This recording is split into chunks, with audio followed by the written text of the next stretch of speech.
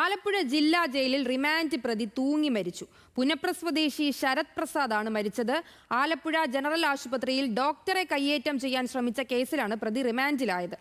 അമൽ സുരേന്ദ്രൻ വിവരങ്ങളുമായി ചേർന്നുണ്ട്. അമൽ, ഒരു റിമാൻഡ് പ്രതിയാണ് തൂങ്ങി മരിച്ചിരിക്കുന്നത്. ഈ ബന്ധപ്പെട്ട ഉദ്യോഗസ്ഥരിൽ നിന്ന് എന്തെങ്കിലും പിഴവ് സംഭവിച്ചതായി മനസ്സിലാക്കിയിട്ടുണ്ട്? എപ്പോഴായിരുന്നു ഈ സംഭവം?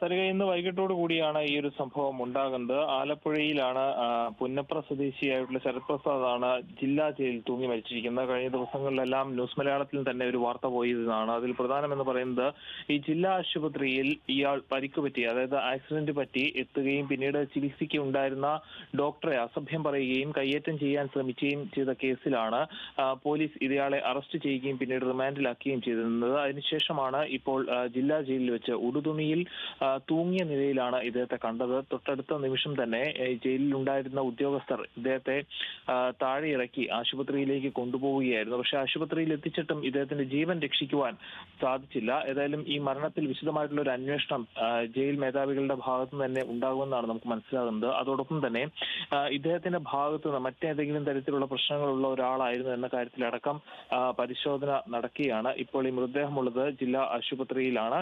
ഏതായാലും പോസ്റ്റ്മോർട്ടം നടപടികളടക്കം കഴിഞ്ഞതിന് ശേഷമായിരിക്കും സംസ്കാര ചടങ്ങുകളുമായി മറ്റും ബന്ധുക്കളുമായി മറ്റും ആലോചിച്ചതിന് ശേഷം അങ്ങനെ നടപടികളുമായി മുന്നോട്ട് പോവുക. സരിക.